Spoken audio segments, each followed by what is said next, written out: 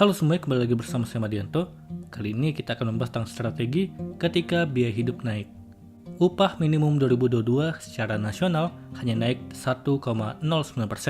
Hal itu tidak seperti tahun-tahun sebelumnya yang hingga 10%. Entah pekerja harus senang atau sedih menyambut keputusan ini.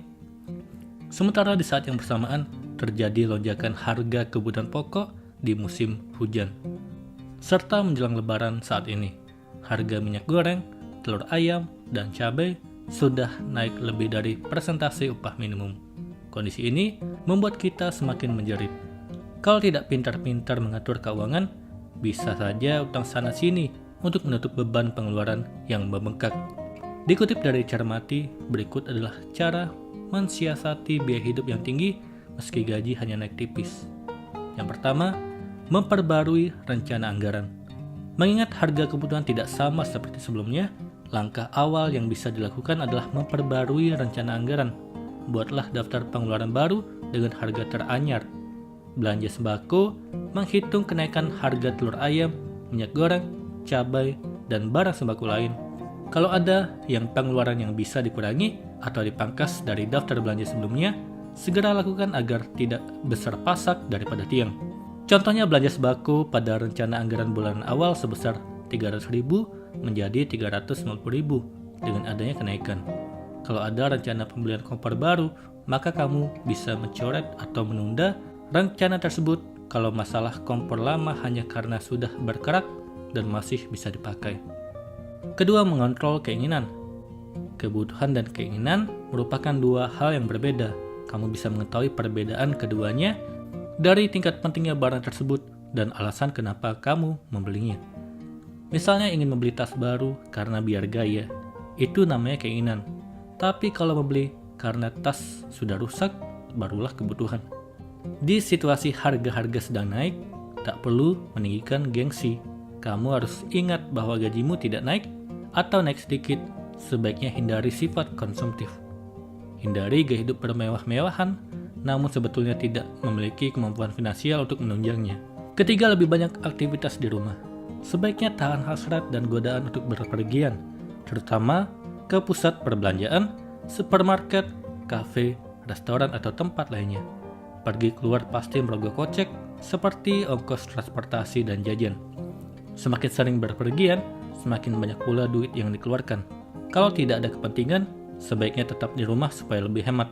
Keempat, bawa bekal makan sendiri. Ketika harga sembako naik, seperti minyak goreng dan cabai, pasti berimbas ke harga makanan di warung. Misal dari harga 20.000 menjadi 25.000. Itu artinya, kalau membeli makan siang di luar, biaya makan pasti akan membengkak. Jadi lebih baik masak sendiri di rumah dan selalu membawa bekal ke kantor. Lebih hemat, kalau 25.000 sekali makan di luar, dengan memasak sendiri di rumah, bisa untuk 3 kali makan sehari. Kelima, kurangi buka aplikasi belanja online. Jangan mentang-mentang di rumah saja, tidak berpergian keluar. Justru membuatmu menghabiskan waktu belanja online. Sama saja bohong.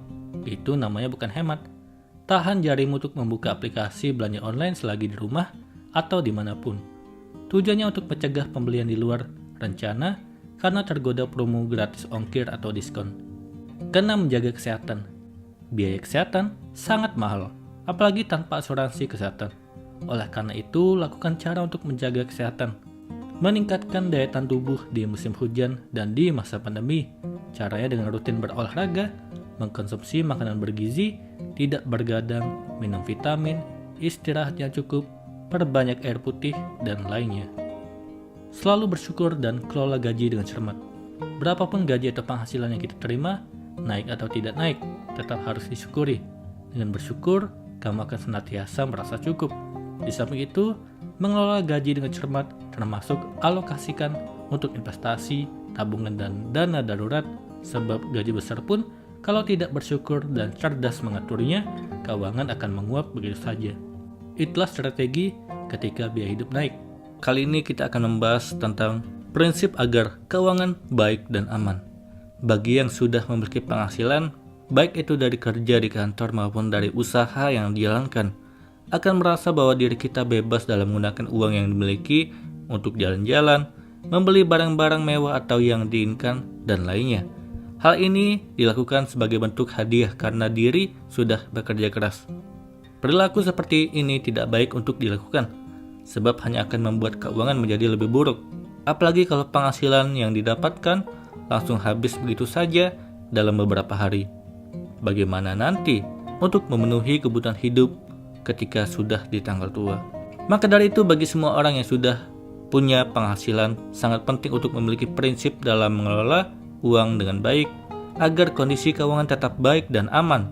Selain itu, kamu lebih mapan dari segi finansial dan selalu siap dengan segala kondisi dan juga masa depan.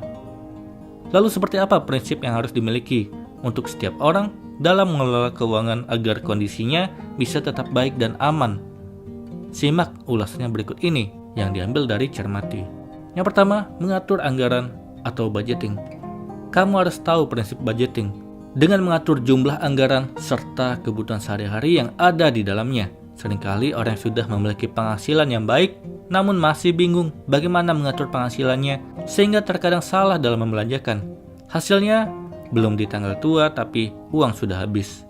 Untuk memulai mengatur anggaran, kamu harus memulai dengan membuat budget bulanan mulai dari kebutuhan pokok untuk sehari-hari, tagihan bulanan seperti listrik, air, cicilan, dan lainnya, tabungan, investasi, dan dana darurat lainnya, serta uang yang dikhususkan untuk belanja barang keinginan.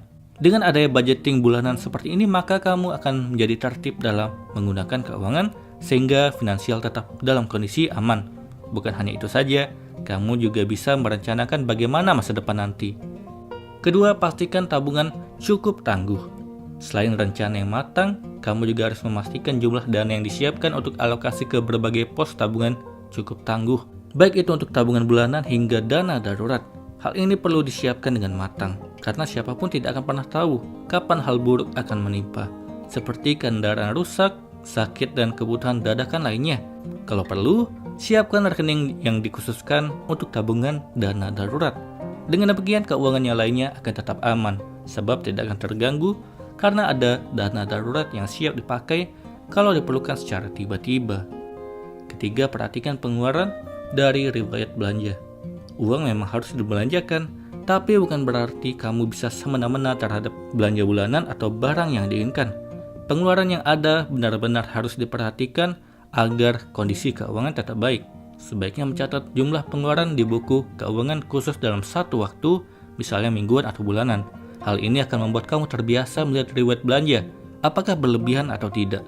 Dengan demikian, kamu bisa lebih cerdas lagi dalam memilih barang belanjaan, seperti apakah barang A sudah dibeli atau belum. Belanja apa saja yang sekiranya berlebihan, apakah itu membebani keuangan atau tidak. Hal ini bisa terhindar dari pemborosan dalam belanja, sehingga keuangan tetap terkontrol dengan baik dan aman.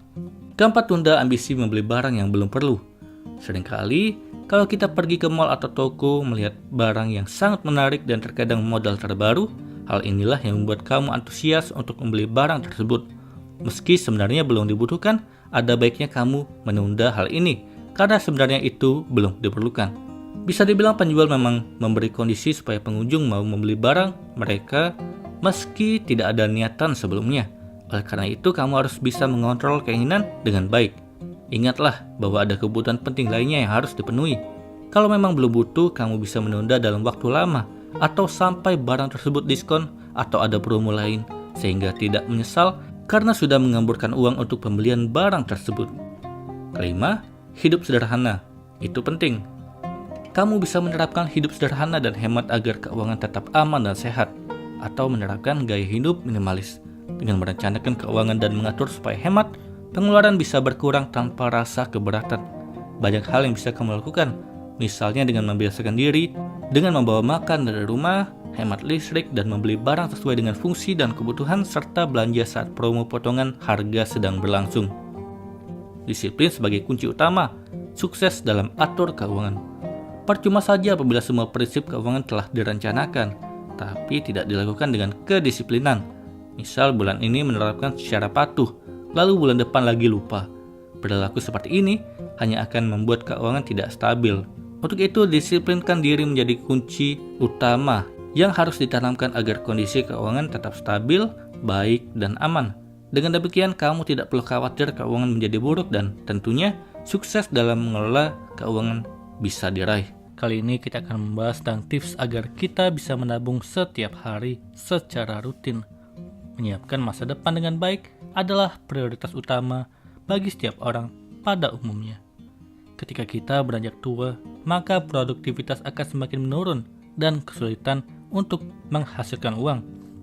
Untuk itu, sedini mungkin kita harus memulai menabung setiap hari. Dengan demikian, nantinya kita sudah memiliki cukup dana untuk hari tua. Kalau kamu masih seringkali kesulitan untuk menabung, mungkin niat awal diri sendiri yang kurang kuat atau kurang tegas. Cobalah menerapkan tips agar bisa menabung setiap hari berikut ini agar menabung terasa lebih mudah. Yang pertama, tingkatkan motivasi menabung.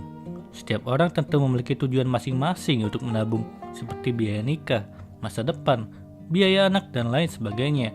Ketika kamu malas menabung setiap hari, maka pikirkanlah kembali alasan awal mulai menabung. Hal seperti itu mampu meningkatkan motivasi dalam menabung. Semakin kamu memiliki motivasi kuat, kamu akan semakin terdorong menabung demi masa depan. Kedua, tahan nafsu belanja.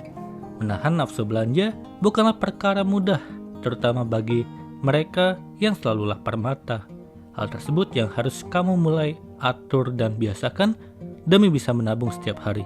Terkadang, benda-benda yang kamu beli belum tentu kebutuhan pokok, sehingga nantinya justru akan sia-sia.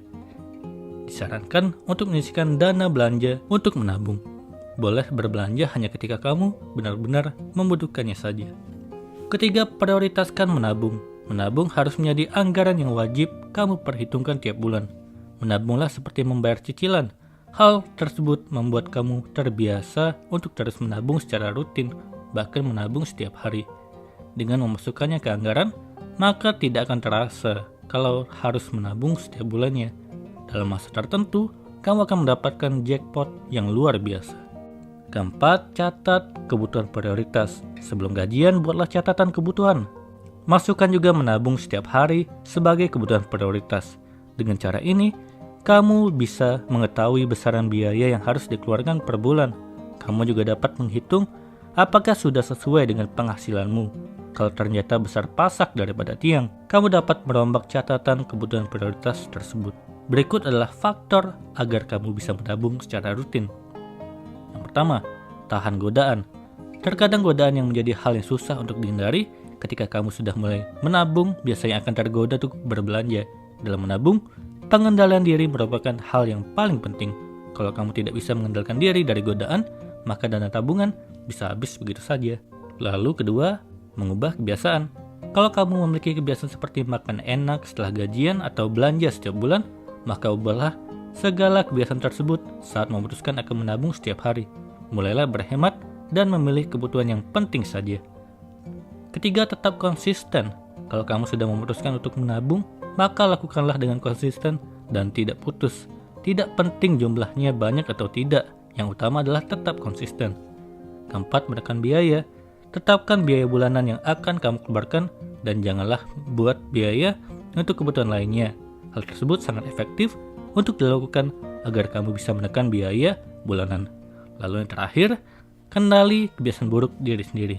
Faktor utama yang membuat kamu sulit menabung setiap hari adalah kebiasaan buruk sulit mengendalikan lapar mata. Hal tersebut harus dihindari untuk dapat menyisihkan uang. Itulah tadi tips agar kita bisa menabung setiap hari secara rutin dan konsisten. Semoga ini bermanfaat. Sekian dan terima kasih.